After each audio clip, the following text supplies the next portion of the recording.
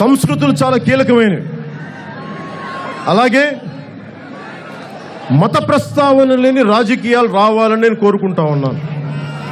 మనం బీజేపీతో అలయన్స్ అనగానే చాలామంది ముస్లిం మతానికి చెందిన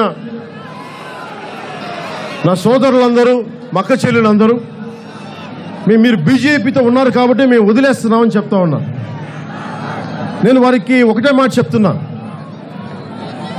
మా బీజేపీ అలయన్స్తో ఉన్నంత కాలం మీ మీద ఎలాంటి దాడులు జరిగితే నేను అలాంటి అలయన్స్ నుంచి బయటకు వచ్చేస్తాను. దయచేసి ఇది మీరు నమ్మండి.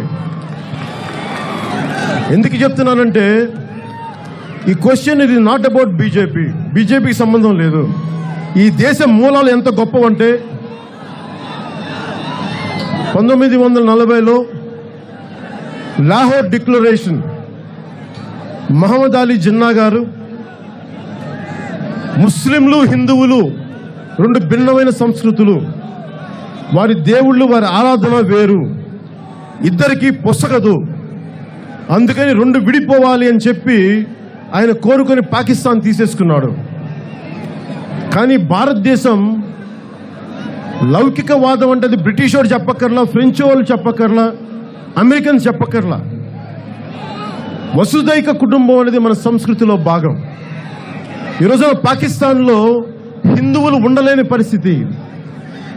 కానీ మన దేశంలో ఒక అబ్దుల్ కలాంని ప్రెసిడెంట్గా చేసిన ఘనత ఉంది.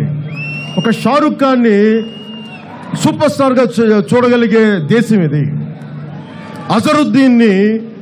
మహమ్మద్ అజరుద్దీన్ని దేశీ క్రికెట్ కెప్టెన్ చేయగలిగేది ఈ రోజుకి పాకిస్తాన్లో లేదు. అందుకని ఈ రోజుకి ఎప్పుడైనా సభల్లో మాకు నమాజ్ అజాన్ వస్తే నేను చాలా సందర్భాల్లో నేను నా మీటింగ్ని ఆపేసిన రోజులున్నాయి. మీకు వీడియోలు కూడా దొరికితే చూడండి. అది నాకు ఇస్లాం పట్ల గౌరవం. అది నాకు ఇస్లాం పట్ల గౌరవం ఇచ్చింది వసుదైక కుటుంబం అన్ని భారతదేశ సంస్కృతి ఇచ్చింది. అందుకని మీకు ఏదన్నా సరే తేడా జరిగింది, మేము అభద్రతా భావానికి లోనవుతున్నాం అని మీరు అనుకుంటే మీరు దయచేసి నన్ను నమ్మండి. ఎందుకంటే మీరందరూ ముస్లిం సమాజానికి నేను చెప్తా ఉన్నాను, మీరు జగన్ గారిని నమ్ముతా ఉన్నారు, ఈ ముఖ్యమంత్రిని. వీళ్ళు ఢిల్లీకి వెళ్ళి ఏం చేస్తారో నాకు తెలుసు. నేను అట్లీస్ట్ నిజాయితీగా ఓపెన్గా బీజేపీకి సపోర్ట్ చేశాను. ఈ వ్యక్తి వెళ్ళి ఎలాగ సపోర్ట్ చేస్తాడు?